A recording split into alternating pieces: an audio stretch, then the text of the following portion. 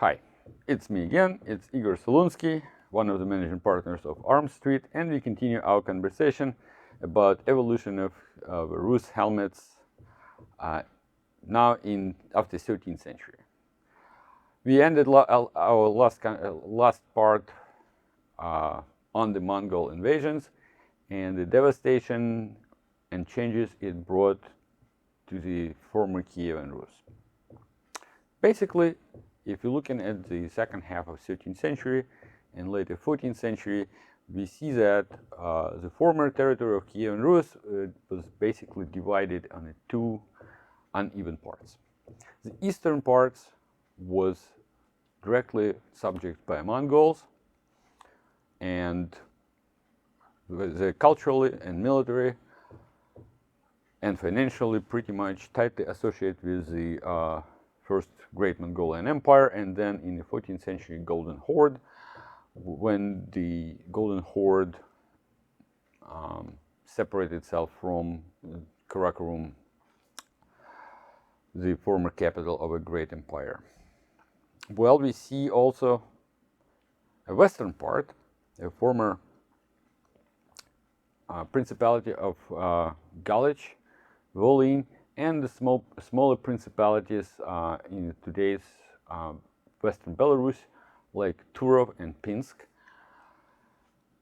They aligned themselves with the Lithuanian tribes, which later in the late 13th century organized itself as first Principality of Lithuania, and then a Duchy of Lithuania, and then after its merging together with the Western Rus principalities, it's turned out in the Great Duchy of Lithuania, as it was known in Europe. So the Great Duchy of Lithuania was several times raided by Mongols and continued a constant warfare against the Mongols during the whole 13th and 14th century, never was fully subjected. Moreover, in the 14th century, they achieved several distinctive military victories, which more or less spelled the doom for the Golden Horde. Great Duchy of Lithuania, or as it was known inside as Rus Lithuania, was strongly allied with their partners and neighbors, competitors, allies on the west: Poland, Bohemia, Moravia, and Hungary. It also had a long and tenuous and complicated relations with the Baltic. First, it was a Denmark colonies in today's Estonia and Latvia, and later it became the territory under the control of a Teutonic order. It is famous obviously for 1410 pinnacle battle, Tannenberg or Grunwald, or Žalgiris if we're talking in Lithuanian battle, where the Teutonic order was decisively defeated by unified forces of Poland, the Duchy of Lithuania, and southwest Rus principalities. However, most of the time it was more or less productive trade, military exchange,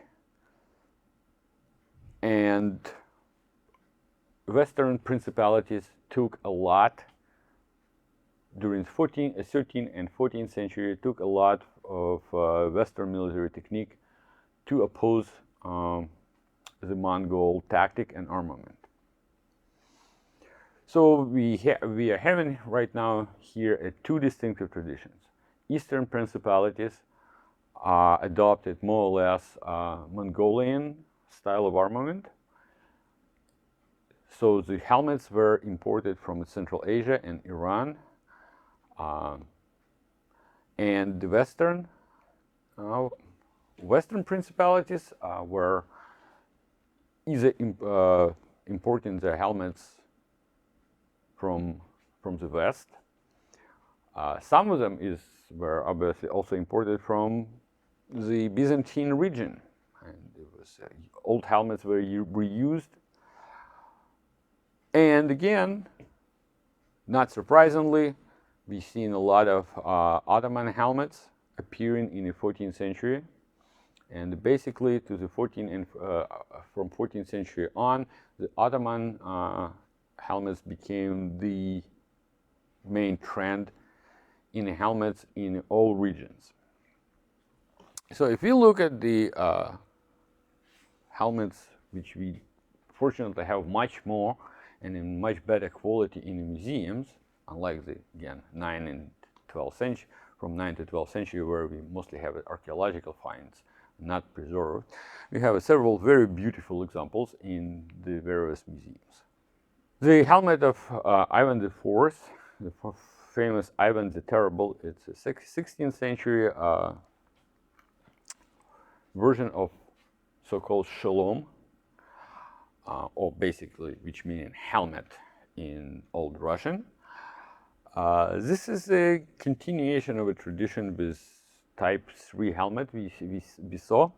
So polygonal top going to the cylindrical base, lightly fluted, and the fluted parts are extensively etched and gilded and decorated. The helmets of those types were really popular from the late 13th century up to the basically end of 16th century. In the cheap versions, there were common soldiers, common well-armored soldiers, helmets in a lot of beautiful and highly decorated styles we see for the highest nobility, but all of them were imported from Iran. In fact, the helmet of Ivan IV has some inscriptions from Quran. So that's also reinforced the point which I made in a previous part of our conversation about the Eastern origin of Type II and Type III helmets. Well, to compare with that, we have also a bell-shaped helmet associated, again, during 19th century. It was wrongfully associated with the Alexander Nevsky, the famous Prince of Novgorod, 13th century, and the great hero of Russian imperial lore. It's turned out that it's not a 13th century helmet. It is a 14th century import from Balkan region, probably late Byzantine Empire. Again, very simple geometrically. Conical top, cylindrical bottom, and narrow brim going around. Perhaps originally it was used also with the Eventail. The Eventail did not survive. However, and until the last very recent time, where the helmet was extensively restored, we now can see the very beautiful etching and gilding on the helmet. Okay, so the next type is logical development of also familiar for us Type IV helmet. Well, again, slightly lower spheroconical helmet, slightly conical dome, extensively fluted, not with the demi-masks as we seen in the 13th century, but with the extensive nasal protection, side protection, which was sometimes extended to the cheeks, sometimes not, and reinforced cover for the back of the head. Again, sometimes single piece, sometimes a lobster tail style. That type of helmet was called in Rus, in some reasons, scientific scholars are not sure why, but it was called the Jericho Hat. It somehow was assumed that it's in the medieval perception, that probably was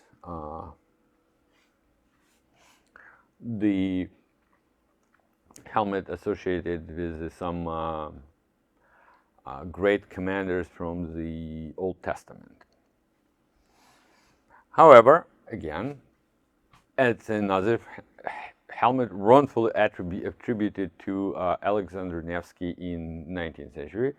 Again, not a 19th century, late 15th century.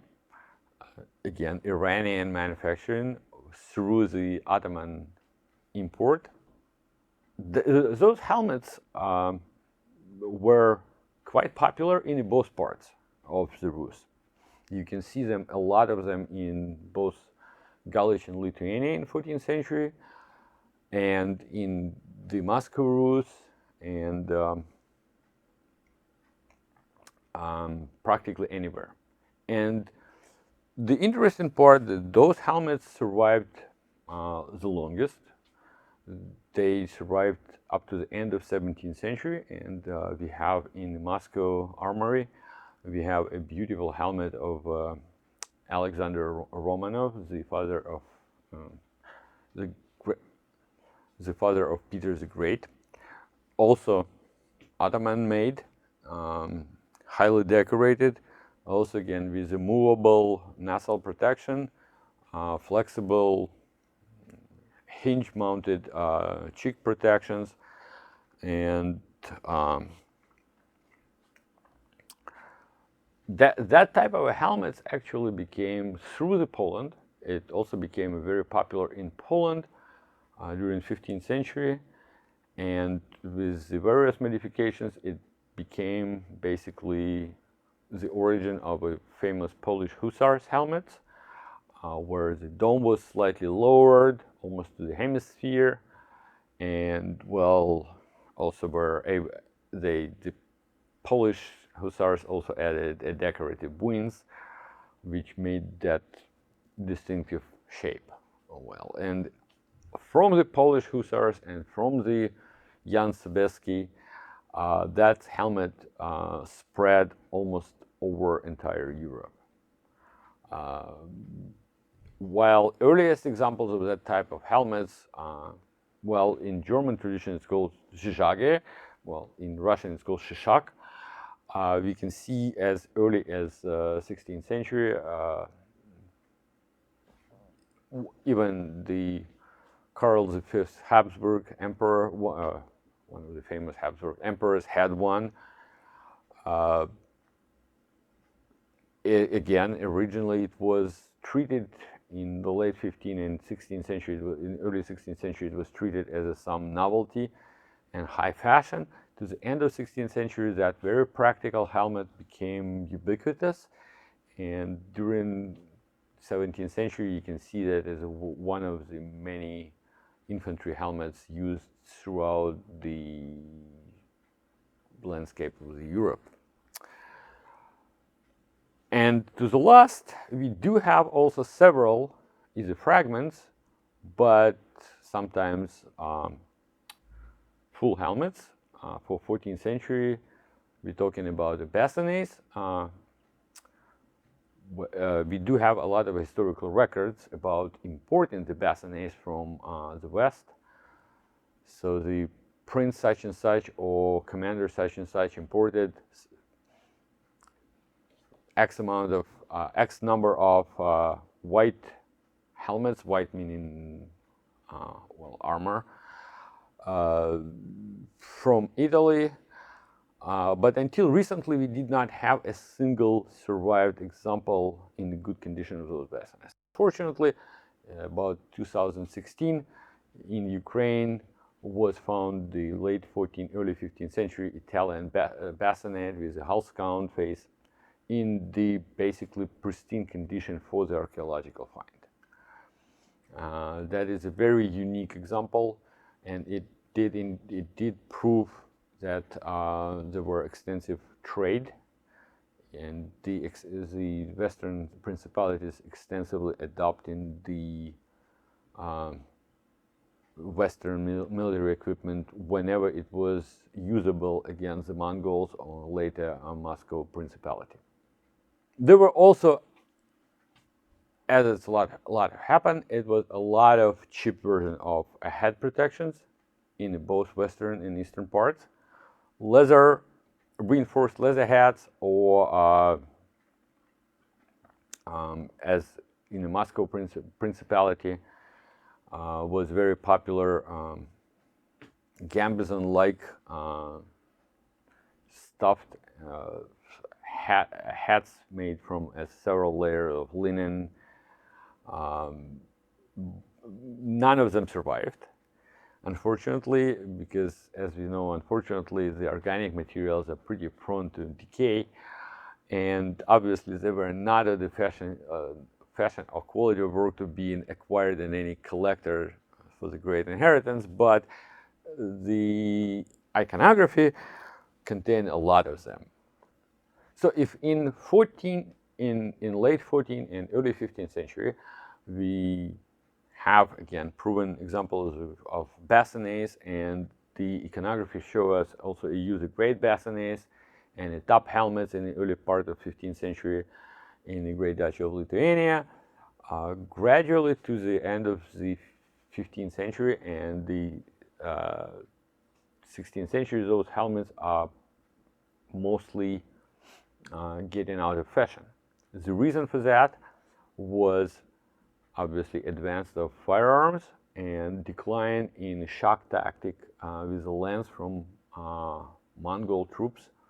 The Mongols were expert in the lance attacks in the 13th century.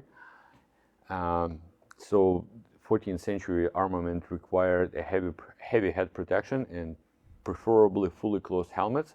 Again, with the decay of Mongolian armies, accent was shifted to the light cavalry tactic and use of firearms instead of the lance, and saber instead of the straight sword. In that situation, the completely closed helmets were a distinctive disadvantage compared to such a practical helmets as the Shishak or Jericho Hat, or something like earlier versions of a Polish hussar helmet. So, thank you very much. We saw on the examples I brought here, we saw the evolution of the helmets between the 13th and 16th century, and we see several cultural traditions interacting and producing a very interesting and beautiful examples. So thank you very much for your attention.